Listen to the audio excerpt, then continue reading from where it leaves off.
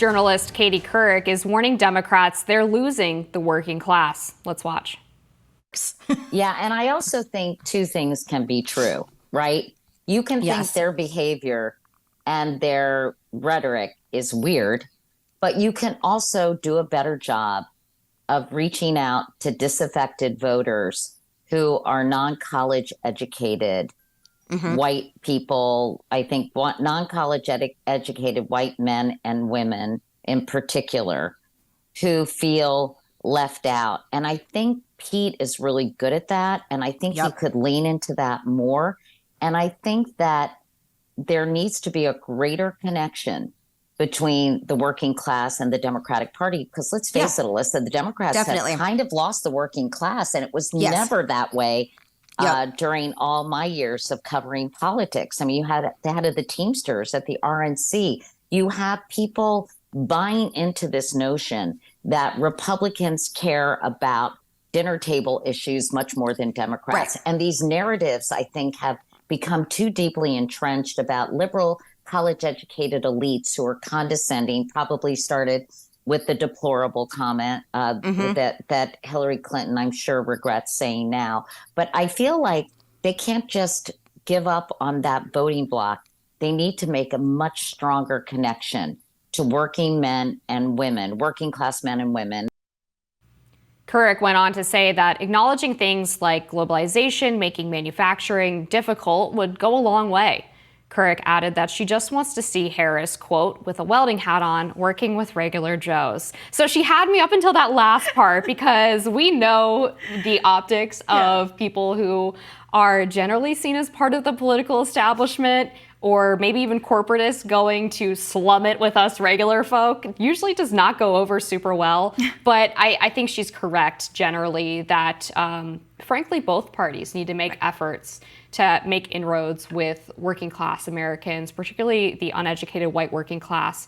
I mean, this is a huge reason for Trump's rise in 2015 was that there were a lot of disaffected people in those groups who were struggling with the offshoring of manufacturing, who were struggling with the fentanyl crisis and the opioid crisis, and didn't really feel like they had a politician speaking for them for a very long time. And he gave voice to those concerns and talked about policies that he felt would actually help those people. And whether or not you think his first term was successful in that or not, he talked about it.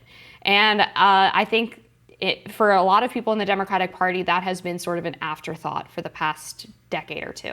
I think for some people, sure, let's not ignore everybody. Senator Bernie Sanders at the same time in 2015 and 2016 shifted, catastrophically shifted. I'm saying that specifically for a reason. The idea that a lot of Democrats had that they were going to be these technocrats. I mean, the Obama administration was very technocratic. Yes. They were deregulation. They were slightly libertarian on a lot of issues. And of course, labor within our own party was very frustrated. So the rise of Bernie Sanders, the real deal when it comes to labor in comparison to Donald Trump, who, manufactured everything in China and somehow was supposedly against China and was pro-labor. I mean, there was the idea of labor and then there's the facade of being pro-labor. And that is what I think the Harris campaign needs to really deeply understand in their bones is that there have been major fissures and fractures in the Democratic Party that, of course, blew up in 2016, blew up with the controversies and the debates over the PRO Act. And she needs to lean in more. And that won't just win her uneducated white voters, specifically male voters in the Midwest. It's going to win her voters everywhere. The more you side with working people, the more you back labor, the more you distance yourself from those tech bros who have impacted our lives in more ways than we can imagine. And now, of course, that hits the economy because the job growth rate was lower this year, or the numbers that came out today, 114,000. That also is in relationship with NASDAQ. And NASDAQ people have come out and said that this is in response to AI. Microsoft, in particular, these tech companies saying that they want to put more money in investment into AI, and how that is affecting the stock market has an impact also on the jobs report. So these conversations about technology and the Democratic Party, AI and the Democratic Party are incredibly important because that's also what labor's listening to. Right. And I feel like Kamala gets it insofar as she gets it from a political strategy standpoint, but I'm not sure she's fully invested. She has given a couple of platitudes out on the campaign trail so far, which is all she's really done because she's been on for 12 days and hasn't done anything unscripted, by the way. But she's talked about how they need to rebuild the middle class and the working class, but she still doesn't even have a policy platform on her website. So for me right now, it's just lip service. Well, we have the platform committee meetings. So some of that is just because the DNC, the Democratic National Committee, hasn't had their convention yet, and that includes the platform committee meetings and the rules committee meetings, which have actually taken place. So some of that's just logistical stuff. But, Republicans I love. They're like, they don't have, policies, everything's scripted. Well, she's giving speeches with teleprompters, which is what happens. And a lot of those speeches have been her as vice president, not as Kamala Harris, the presidential nominee. But put that aside, yes, she has to lean in with labor.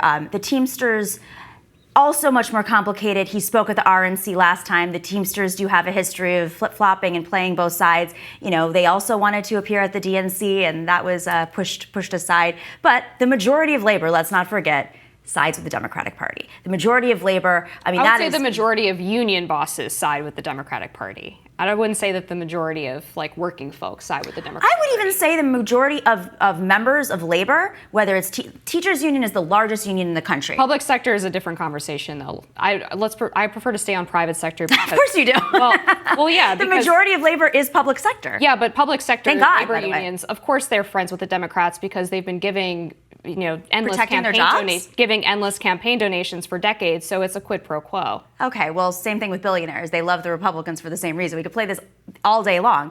Of course, if you're a member of a union, a public sector union, and your job is protected, and you know that you have weekends, and you know that you have health care, and you have benefits and a pension because it's enshrined in how our government functions, and thank goodness, because that's what makes our country so strong and so competitive, to this day.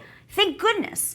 It's when we get to the private sector when you want to deregulate everything. And that's my concern about the Harris campaign, is really pushing away from the Ubers and the Lyfts, which is going to be very difficult given her record and her family's record. I mean, her brother-in-law was a lawyer for many of these tech companies, and I think still is.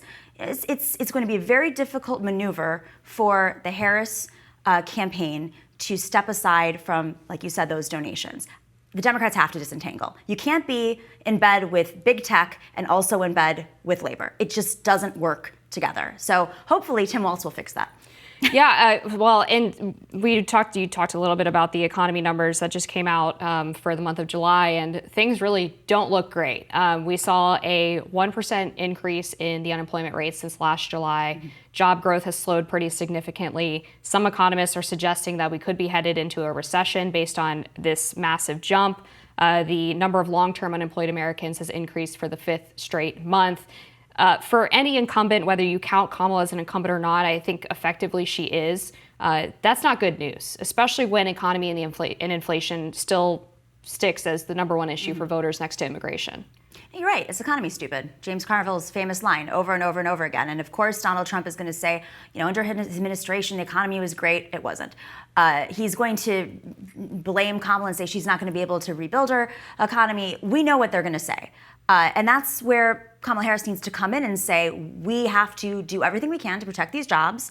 There is a relationship with AI in these large tech companies. And I'm going to keep saying this over and over because this was what was reflected in NASDAQ. We had a very unstable week with NASDAQ that coincides with this jobs report. And it is directly related to large companies investing in AI and cutting, in particular, low-wage workers, which are often included in these jobs reports in terms of why you see spikes. I mean, what we need is long-term jobs to keep our country stable, and she has to have a plan for that. Not just gig workers, not just fast food workers, which are being replaced by AI, not jobs that can be replaced so easily because that's going to affect our economy in the long term. Yeah, and one last thing before we go. I mean, let's talk about the sort of equal relationship with the economy and immigration, because these are top two issues right now.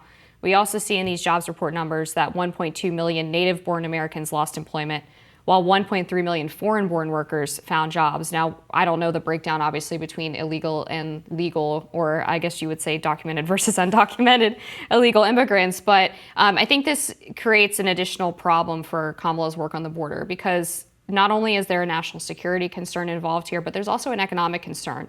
And I'm not sure how she's going to square her historical positions on illegal immigration with being a pro-labor president. I don't really understand the national security argument just in general. Well, they've caught members of ISIS within the border. But the majority of the people coming over the border are coming to escape very difficult lives. I mean, that's a whole other conversation to have. But I also, again, the devil's in the details here. What kinds of jobs were these? Were these low-wage jobs? Were these uneducated jobs? Are these the jobs that the white workers do not want? That's the reality of the situation. Are these your Uber and Lyft delivery But drivers? are they jobs that they don't want, or are they jobs they don't want under the current wages and working conditions, right? Well, yeah, you should ask your libertarian friends. Well, I'm not a libertarian. But you have some libertarian friends and colleagues, of course. I have friends on all sides of the political aisle. If you deregulate, if we continue to deregulate at this pace, and if the Republican administrations continue to do so, and if the Democratic administrations continue to do so, you're going to have more low-wage workers that do not have workers' protections in hand.